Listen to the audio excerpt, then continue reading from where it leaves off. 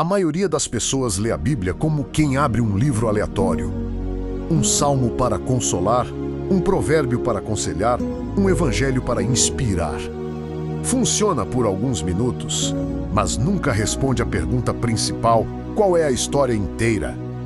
Porque a Bíblia não começa em Jesus nem termina no Apocalipse. Ela começa antes do ser humano existir e termina depois da história humana conhecida acabar. Entre esses dois pontos existe uma única narrativa contínua. Um plano que atravessa séculos, gerações e falhas humanas sem nunca perder a direção. O problema é que, quando você lê partes isoladas, Deus parece mudar de comportamento. Em um momento ele cria, em outro julga, depois promete, depois espera, depois salva. Muitos concluem que são livros diferentes com ideias diferentes. Não são, é o mesmo projeto sendo reconstruído após uma ruptura. Imagine assistir apenas cenas soltas de um filme. Você veria batalhas sem entender a guerra, lágrimas sem conhecer a perda, vitórias sem saber o perigo. É exatamente assim que a maioria das pessoas conhece a Bíblia. Hoje você vai enxergar a narrativa inteira como ela realmente é: começo, conflito, desenvolvimento e conclusão. Quando isso acontece, cada capítulo passa a fazer sentido instantaneamente. Histórias que pareciam desconectadas revelam que sempre apontaram para o mesmo centro. E quando você entende a história completa, a pergunta deixa de ser apenas o que aconteceu naquela época. A pergunta passa a ser onde você está dentro dela agora.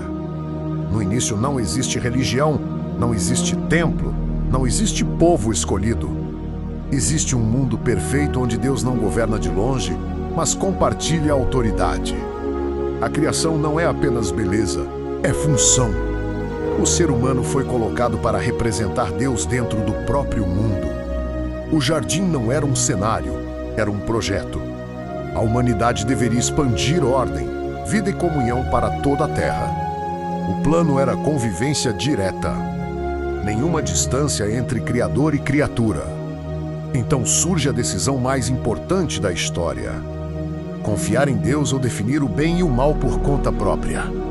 O erro não foi apenas moral, foi relacional. O homem escolhe autonomia ao invés de dependência. O resultado não é apenas culpa, é separação. A partir daqui, toda a Bíblia passa a responder uma única questão: como restaurar proximidade sem destruir liberdade? O paraíso se perde, mas uma promessa nasce. E é essa promessa que move todos os capítulos seguintes. Depois da ruptura, a humanidade continua existindo, mas agora distante. A relação direta foi quebrada e algo muda no modo como Deus conduz a história. Em vez de agir com todos ao mesmo tempo, ele decide começar pequeno para alcançar tudo. Deus escolhe um homem e sua família para carregar uma promessa que não seria apenas para eles. A escolha não acontece porque eram fortes ou numerosos. Era exatamente o contrário. A estratégia divina não seria dominar o mundo pela força, mas transformar o mundo pelo testemunho. A promessa feita a Abraão não era prosperidade isolada. Era impacto global. Através de uma família, todas as outras famílias seriam alcançadas. Pela primeira vez fica claro que Deus não abandonou a humanidade após o Éden. Ele inicia um resgate progressivo. Cada geração dessa família carrega expectativa e tensão. Crises, erros, enganos e reconciliações mostram que o plano não depende da perfeição humana para continuar avançando. A história segue mesmo quando pessoas falham. Então acontece algo inesperado. A família cresce, mas acaba escrava dentro de uma potência estrangeira. A promessa parece contradita pela realidade. O povo escolhido não governa, ele sofre. É nesse ponto que a narrativa deixa de ser apenas familiar e passa a ser nacional. A libertação se torna necessária para que o propósito continue. O sofrimento do povo não é apenas político, é identidade perdida. Escravidão não tira só liberdade física, tira a percepção de quem você é. Por isso, a libertação que vem a seguir não é apenas sair de um território. É aprender novamente a viver como representante de Deus. Através de Moisés acontece algo que nenhuma nação tinha experimentado. Um povo inteiro passa a ser governado não por um rei humano, mas pela presença divina. A lei não surge como religião pesada, surge como constituição de uma nova sociedade. Cada mandamento descreve como viver perto de Deus sem destruir o próximo. O objetivo era simples e profundo. Se esse povo vivesse de forma diferente, o mundo enxergaria quem Deus é sem precisar vê-lo diretamente. Israel deveria ser uma vitrine do caráter divino. Mas liberdade exige maturidade. E o povo Riquemir carrega a mentalidade de escravo. Reclama, teme, deseja voltar ao passado conhecido. O deserto revela que sair do Egito é rápido, mas tirar o Egito do coração é lento. Então começa um padrão que atravessará séculos. Deus orienta, o povo prospera, esquece, se afasta e sofre as consequências. A história passa a oscilar entre fidelidade e ruptura. Nesse ciclo surgirá a pergunta inevitável: será possível existir um líder que nunca quebre essa aliança? Quando a nação finalmente se estabelece na terra, surge o desejo de ser igual às outras. O povo quer um rei visível, alguém que pareça forte aos olhos humanos. A liderança passa das mãos diretas de Deus para tronos humanos, e a esperança se mistura com frustração. Alguns reis conduzem o povo à justiça, outros arrastam todos para a corrupção. A cada geração fica mais claro que poder não transforma o coração. Mesmo quando o governante é bom, o sistema não consegue permanecer puro por muito tempo.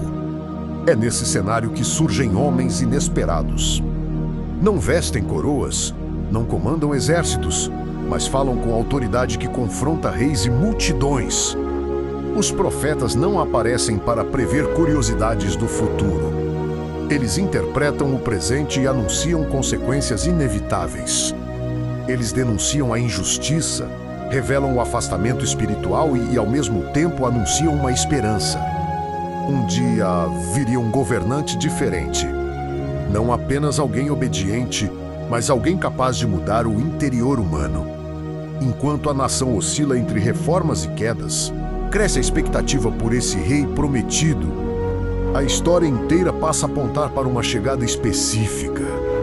Não mais apenas um libertador político, mas alguém que resolveria a raiz do problema iniciado no Éden. Séculos de expectativa convergem para um momento simples e silencioso. Sem palácio, sem anúncio oficial, nasce alguém que não assume um trono humano, mas começa a revelar o próprio caráter de Deus em forma visível. A promessa antiga deixa de ser teoria e passa a caminhar entre as pessoas na vida de Jesus Cristo. Ele não se apresenta primeiro como juiz nem como líder político. Ele ensina, cura, perdoa e confronta a raiz do problema humano. O conflito nunca foi apenas comportamento errado, foi distância interior de Deus. Por isso suas palavras alcançam pecadores e religiosos ao mesmo tempo. Uns descobrem esperança, outros se sentem ameaçados. Cada gesto aponta para algo maior. Milagres não são demonstrações de poder vazio, são sinais de restauração do mundo quebrado.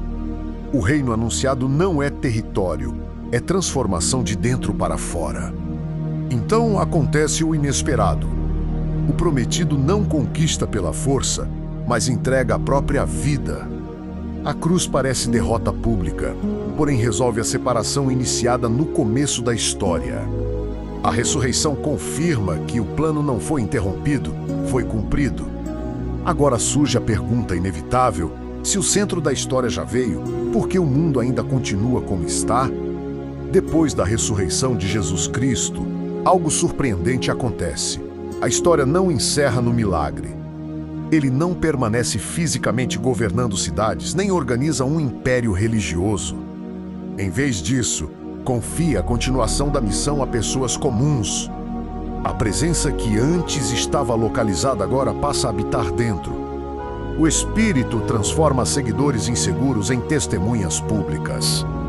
O movimento não nasce em templos poderosos, nasce em casas, ruas e conversas cotidianas. A mensagem atravessa fronteiras culturais porque não depende mais de território específico.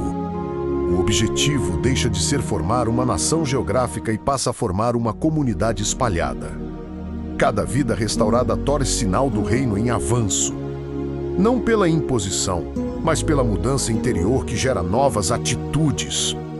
Mesmo assim, o mundo ainda carrega dor, injustiça e morte. A redenção começou, porém não terminou.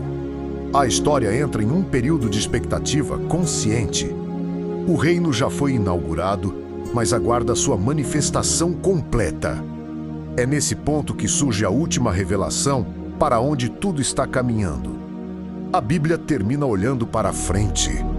O último livro não foi escrito para gerar medo, mas para revelar direção. O que começou em um jardim termina em uma cidade renovada, onde não existe mais separação entre Deus e humanidade. O problema iniciado no Éden é completamente revertido. A visão apresentada a João não descreve fuga da terra, mas restauração da criação. O mal não é apenas contido, é vencido. A morte não é administrada, é eliminada. O propósito original de convivência direta se cumpre de forma definitiva.